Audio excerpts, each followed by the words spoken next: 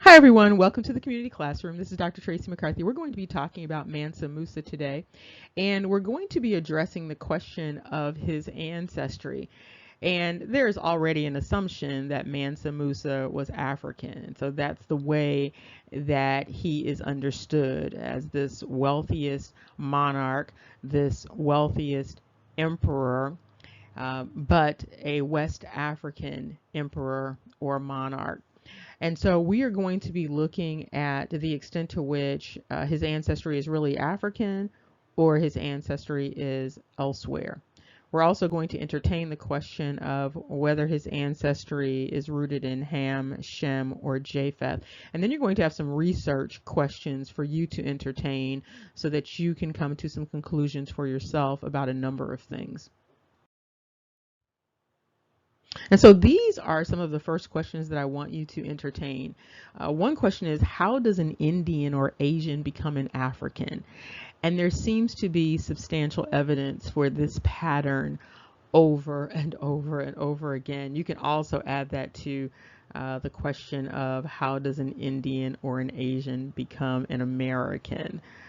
Or how does an American become an African or an Asian or a European? So there are a number of questions there. But more important is the question of how does Ham, Shem, or Japheth become an African, or any of the other continental names. So let's just bring you up to speed about Mansa Musa.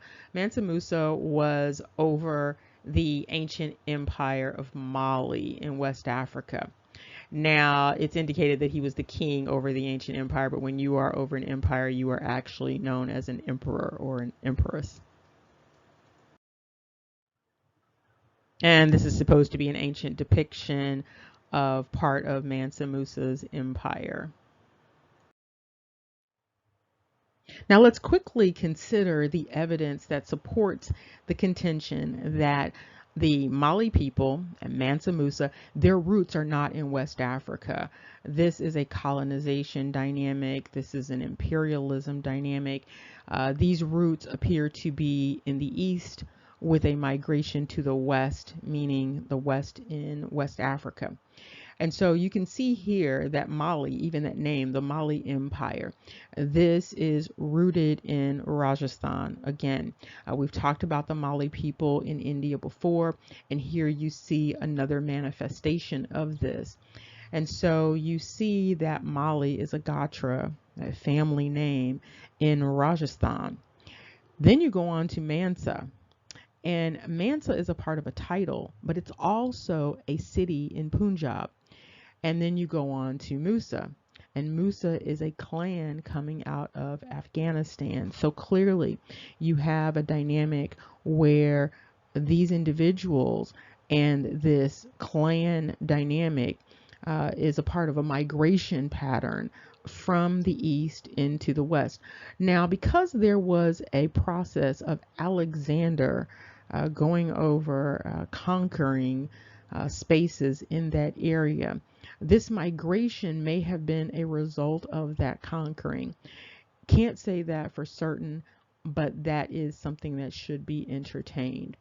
What also should be understood is that when people talk about their roots tracing back to Africa genetically, because they are linked to perhaps the people in Mali, their roots are not tracing back to Africa.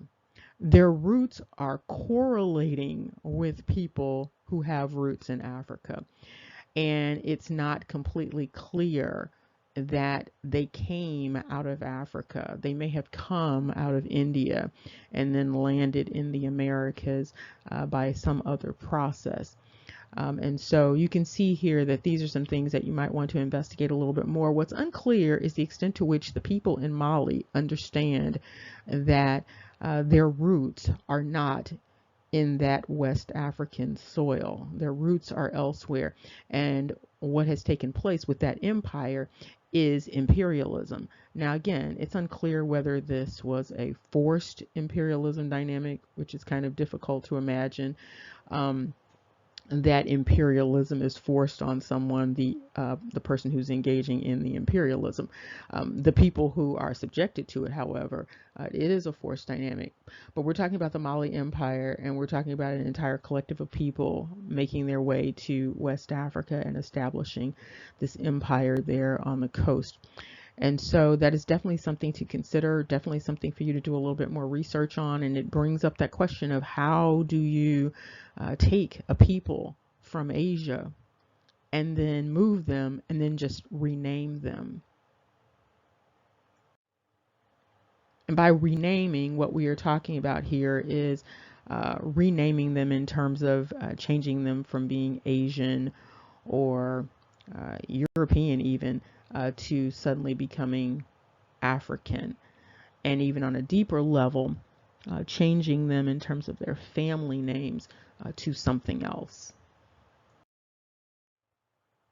And so in order to understand a little bit more about the Mali people and about Mansa Musa, it's important for you to research some additional terms and constructs.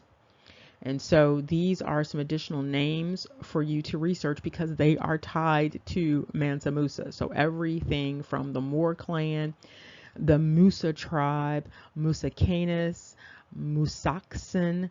And so these are going to be important for you to do a little bit more research on. And you can, of course, see with Musakanus that we are looking at a potential Canaanite dynamic here. And to wrap this up, this is another individual that you are encouraged to do a little bit of research on. You can see by the attire that there is a blending of cultures going on here. And of course, the hat is a hat that is also noted in Asia. And so you are encouraged to research who this person is and why this person may be wearing this particular attire and what are the implications for all of this. Remember, knowledge is power. Take care. See you soon.